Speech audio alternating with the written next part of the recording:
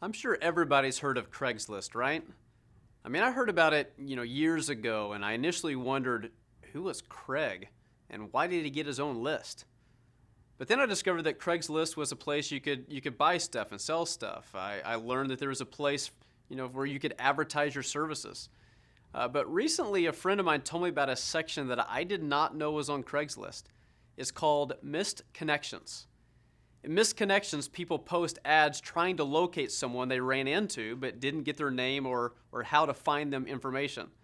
And so here's a couple of my favorites. This one has the header, Eyes Met During Bank Robbery.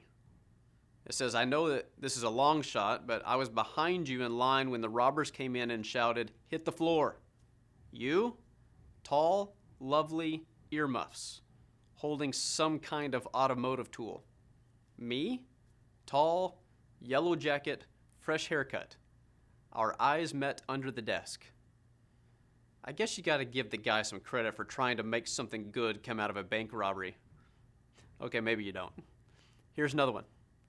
It says, so we met at this bar that's now a Starbucks. We had a great conversation. You gave me your number. I meant to call you, but I got into some serious drama that night. Long story short, I caught a Class A felony and I got 25 years. I did 19. Got out on good behavior. And I thought I'd look you up. I guess your number has changed. Sorry for the delay. A delay? 19 years in prison? I mean, those are misconnections that can be pretty funny. But usually missed opportunities, they're incredibly frustrating, right? Because they lead us to wonder about and even obsess over this nagging question, what might have been? Well, welcome to part 2 of a series we've been calling Get Off Your Donkey. This whole series is based on one of Jesus' most famous stories. And we've all either heard it or maybe we've heard of it. It's the story of the Good Samaritan. But one thing you might not know is actually a story of some missed opportunities. Like we talked about last week, one of the key things Jesus wants us to get from this story is that the good that you do for others is actually something that's good for yourself. Helping others helps me. Quick recap. Jesus told the story in response to a question that someone asked him, how do I inherit eternal life? Now, as we talked about last week, that question is not about, how do I make sure that I get to heaven when I die? Now, that's an important question, but that's not what getting off your donkey is about. Getting off your donkey to bless and to serve and to help someone else is all about how to find the God kind of life right now, the kind of life that's fulfilling and meaningful because it's in step with God himself. And today we want to focus on 2 people in this story who totally missed an opportunity to step into and experience the God kind of life of meaning and purpose and fulfillment. Jesus tells us about a guy who's traveling on the road from Jerusalem to Jericho. Now, in those days, there was one particular stretch of this road that was a very dangerous stretch. And it was there that these robbers beat up a guy. They took his stuff. They left him there wounded beside the road. I mean, he's half dead. And then a Samaritan guy is passing by and he sees this guy and decides to get off his donkey and to care for him. And ever since, this guy's been named the Good Samaritan. But the Good Samaritan wasn't the only guy to pass by on that day. For the sake of our conversation today, I want to focus on the other 2 guys in the story. I mean, Jesus tells us that before the Good Samaritan ever came along, there were 2 others that came by the guy first. Jesus says a priest happened to be going down the same road, and when he saw the man, he passed by on the other side. So too, a Levite, when he came to the place and saw him, passed by on the other side.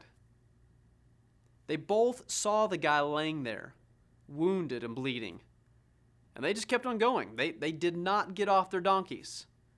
They just passed on by. And I believe to truly get the point of the Good Samaritan, we have to get these other 2 guys' part in the story too. And hopefully you're wondering, why? Why would 2 guys just pass by and not get off their donkey? First, real quick, when Jesus says there was a priest and a Levite, that means that in Jesus' culture, they were both professional religious guys. So 2 professional religious guys do nothing to help the guy. Easy to write them off as stereotypical guys who talk the talk but don't walk the walk, right? But there's more going on here. For starters, stopping to help the guy would have been risky. I mean, if you ever been in a bad part of town that, you were somewhere where you wanted to make sure that your car doors were locked and your windows were rolled up. I mean, would you have gotten out of your car in a sketchy area to help someone if you thought it might put you in danger, to get mugged or maybe worse if you did? I mean, that's their situation. It was a very dangerous place. If you wanted to stay safe, you just keep on going. You never knew who was lurking nearby and waiting to ambush the next person who were to come along. I mean, plus, on top of that, as professional religious guys who worked with all kinds of religious ceremonies, there were very strict rules in those days about ceremonial cleanliness, which included not touching a dead body or not coming into contact with human blood. I mean, if you did, you would be considered unclean for a certain amount of time, and as professional religious guys, you would not be able to do parts of your job. I mean, chances are Jesus' listeners weren't shocked at all to hear that these religious guys passed by. Maybe because they all knew these religious laws and wouldn't have expected anything different from them. Or maybe at just a more basic level, the priest and the Levite, maybe they were just plain busy. That maybe they were just in a hurry to get on with the stuff that they had to do or to get home after a long day at work. Or maybe they thought that this guy was a goner anyways. So they just kept on going. The story doesn't say why they passed by.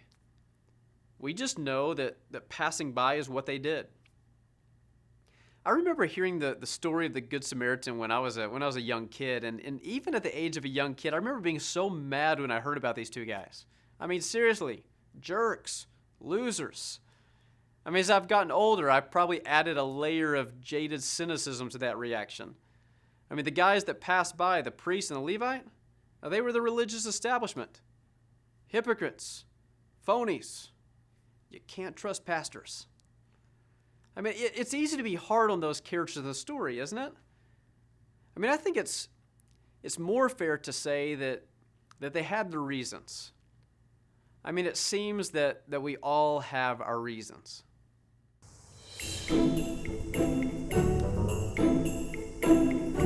Stop! As you can see, this man has suffered horrible abuse.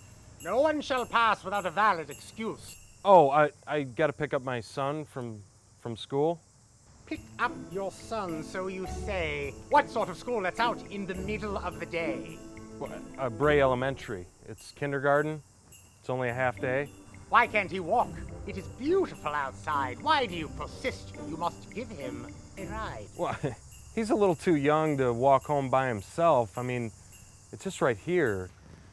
Look, buddy, do the guy a favor. He's been beaten and robbed and left for dead. I can't spare a couple of minutes for your fellow man? I'd like to help him out, but I have to be on time for my son. I mean, if I'm late, he's going to be scared. Can I just go? I need to go. Fine, fine. You may pass. You may pass. Your excuse has saved you and your donkey.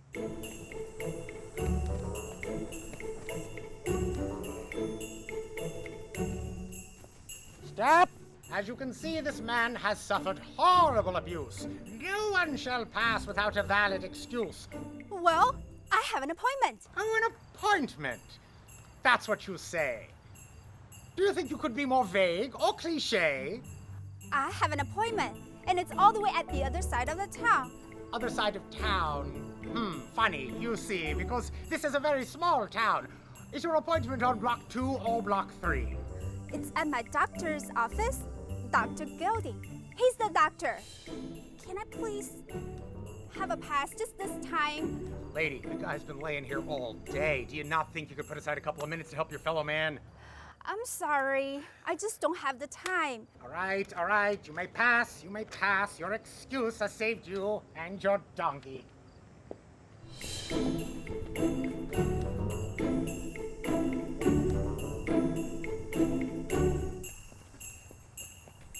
Stop! As you can see, this man has suffered horrible abuse. None shall pass without a valid excuse. What is your excuse? Well, I don't have an excuse. A Of course you do. It's easy. Something along the lines of, I'm busy. But I'm not busy. Look, buddy, that's not how this works. You come up, you have an excuse, I let you pass. It's simple. Well, what would be a good excuse? I'm busy. I've got a thing. I have to pee. Something. Well, I'm sorry. I just don't have any kind of good excuse for not stopping to help this man out. All right. You may not pass. Just pull over here and get off your donkey. So how long has this man been lying here? Pretty much all day. Did you see who did this to him? Nope. And so why didn't you just help him? I'm late. I've got a thing. Need to pee. I have no skill for helping particularly wounded. I'm allergic to donkeys, and there was a dream. I had a dream, donkeys everywhere, very frightening. I'd give you a hand, I would. You seem to have it covered. Please don't speak of this. I have a reputation. You know, if I step back and I think about it, I kind of relate to the priest and the Levite. Not because I happen to be in the religious profession. You see, one of the big points that Jesus is making in the story is that any time I know of someone in real need, it's an opportunity to get off my donkey and do something to help. It's an opportunity to be a blessing, to bless the world. And truth is, I know a lot of people in need. I know that there are a lot of needs in the world today. And Jesus' story is saying, whoever is in need that you know of, that person's your neighbor. And I have a lot of neighbors in need. And you know what? Just passing by the needs of other people, it's a really easy thing to do.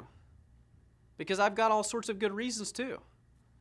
I mean, after all, I'm pretty busy. I have a lot on my plate most days.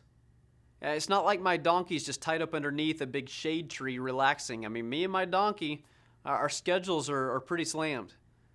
I mean, I like to remind myself sometimes how much of my schedule is full with churchy stuff. I mean, I can feel like I've done enough good deeds compared to most people, so in good conscience, I can just pass on by. Plus, on top of my busyness, I have to admit, sometimes I'm just chicken. I mean, what if I try to bless someone at my work or school or my neighborhood and it gets complicated? What if they start to want certain things or expect certain things from me? Like friendship? I'm not sure I'm ready for that kind of involvement. And a lot of times I can just personally feel just very overwhelmed. I mean, there's so much need, there's so much hurt, there's so many problems. What can I do to really make a significant dent in it? I mean, I don't have a Bill and Melinda Gates checkbook. And so sometimes it's hard to feel like I can really make any sort of real difference. Truth is, I can relate to the two guys who just passed by on the other side and didn't get off their donkey. I'm more like them than I like to admit. How about you? Please don't misunderstand me. The point today is not trying to make somebody feel guilty or for them to leave thinking that I'm a bad person because I don't get off my donkey. That's not the point. The point is that every single day we all have opportunity. You and I have opportunity every day to bring hope, love, comfort to a world of wounded people. And I wonder, what have I missed out on over the years? You know, every time I've passed by, I wonder, what have I missed out on? I mean, can you imagine the Craigslist ads maybe to me? One might read, homeless man, looking for the guy who made contact with me near State and Lake. If you would have held the gaze for a second longer, I think you might have seen that there's more in my eyes than just a bum. I think we could have been friends. I won't bite, I promise. I think we could teach each other a thing or two. Stop by tomorrow if you get this message. Or maybe another one to read, this is the woman who sits 2 cubicles down from you in the office. I know it might sound silly to be posting on Craigslist when we're only 10 feet apart for 40 hours a week, but it seems like we just keep missing a connection. I overheard you talking about your church before. It kind of interests me.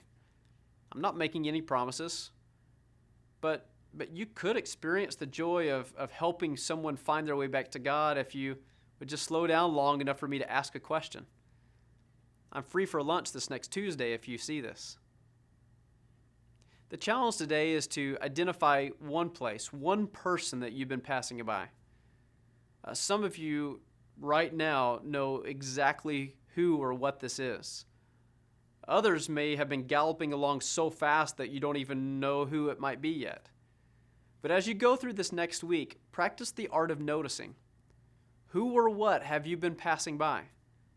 It's an opportunity God has waiting for you. Does it mean it won't be hard? Does it mean it won't be uncomfortable? Does it mean it won't cost you something? But in the end, you'll see it as an opportunity. You'll be so grateful that you got off your donkey for it.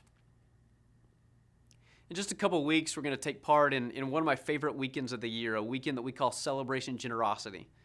And Celebration Generosity is one of those opportunities, the chance to make a difference in the lives of real people and real causes. Our Community 412 team is one of those opportunities. Community 412 is focused on initiatives that are helping to restore God's dream in places like East Aurora and Joliet and Chicago. If you want a place to get off your donkey, Community 412 could be the perfect place to start. The truth is that there are kids in our local area who need a mentor. There are children who need a positive role model and a stable, encouraging voice in their lives. I mean, how often do we read about opportunities to impact lives through tutoring, mentoring, becoming a foster parent or host family and pass by it thinking, someday I'll have more time and can do something like that. We can probably all count dozens of missed opportunities. Debbie is someone who attends our Shorewood campus, and she had been hearing for weeks about Community 412's Kid Pal program in Joliet. Through Kid Pal, volunteers teach an enrichment class to a small group of kids during the school day. Now, Debbie loves to sew, but doubted whether she could actually teach children how to do it. But something kept tugging at her to sign up and to teach a class, so she checked the box on a sign-up sheet at church. She had a million questions. Would the children be receptive? Would their behavior problems be something that she couldn't control? Was she patient enough? Well, her Community 412 coach, she encouraged her and helped arrange all the details, and within minutes of starting her first day, she knew it was exactly where God wanted her. Debbie's been teaching sewing to young girls for 3 years now. She's managed to get sewing machines for each student in the class.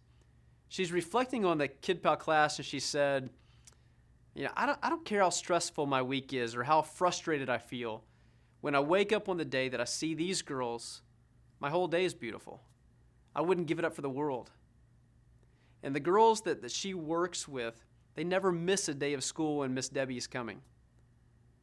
We can all find reasons why we can't get involved.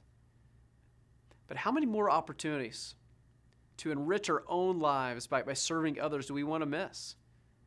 God gives us opportunities every day to be a part of restoring His dream for our world. What opportunity can you say yes to this week? And in a few weeks, we're all going to take part in this annual weekend we call Celebration Generosity, where our entire offering will be given away to Community 412 along with 3 other teams. The opportunities are there for the taking. You and I, all we have to do, we just have to get off our donkeys. I wonder how many opportunities we miss simply because we pass them by. And I would encourage you to never underestimate the difference you can make when you choose to get off your donkey. Let me tell you about a guy by the name of Bill. Here's part of that story in Bill's own words from when he was just 12 years old.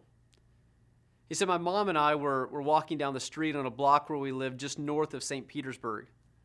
I was near the Welcome Inn on Park Boulevard where she worked as a barmaid. We stopped and sat down on a concrete culvert that was built over a little drainage ditch. She was very quiet that day. After a few minutes, she stood up and she just said, I can't do this anymore. Wait right here. I did exactly what my mom said. I sat there waiting for her to return. The sun went down. She still wasn't back. For 3 days, I sat in the Florida sun on that concrete culvert. I didn't know where to turn. If I'd known how to pray, I would have done that, but prayer had no place in our home. All I could do was to try to be brave and to choke back the tears that would fill up in my eyes. Bill stayed there for 3 days, and his mom never came back. Can you imagine that? But then a mechanic by a guy by the name of Dave Rudinis, who lived nearby, noticed him sitting there. And instead of just passing by, he introduced himself, sat down, and heard Bill's story. Turns out the man was a Christ follower. Dave took Bill in and gave him a place to stay and then paid for him to go to a summer camp. It was at that camp that Bill Wilson heard the words that changed his life. Jesus loves you. So do I. That summer, Bill made a commitment to follow Jesus, and his life was forever changed. In 1979, Bill moved to one of the poorest neighborhoods in Brooklyn. He took an old donated station wagon and he drove around picking up kids and taking them to the Sunday school program that he put on. Every time he picked up a kid, he would look the kid in the eye and he would say those words, Jesus loves you, and so do I. Eventually, that station wagon was replaced by a bus. Since then, Bill's been beaten, stabbed, shot, robbed, hospitalized. Today, Bill Wilson heads up a ministry called the Metro World Child. He still drives a bus, and what's now a fleet of buses and vans that pick up and love on 20,000 kids from under-resourced neighborhoods every single week. And what he does has been replicated in cities all over the world. I'm told that when kids see the buses coming, the children run out to meet them, and they're greeted by these words from the driver. Jesus loves you, and so do I. If you ask Bill Wilson why he drives that bus and why he picks up kids that he doesn't even know, he would tell you, I'm not picking up kids that I don't know. I'm picking up me. But please don't think I'm urging you to be the next Bill Wilson. If that happens, that's fine. That's terrific, in fact. I'm urging you to get off your donkey and maybe become the next Dave Rudinis, the guy who went out of his way to help one almost teenager instead of passing by. I mean, can you imagine how good it feels today to be Dave Rudinis and know that by helping one kid ended up changing who knows how many kids' lives all over the world? What if he had missed that opportunity? But I know we can all just head on out of here on our respective donkeys and we can continue to do life as usual. Keep on passing by for whatever reasons. I get it. I've done it more times than I'd like to even think about. But that's the past. That's up until today. Today could be the day that I and you, we start something different that really makes a difference. Today's as good a day as any to get off our donkey.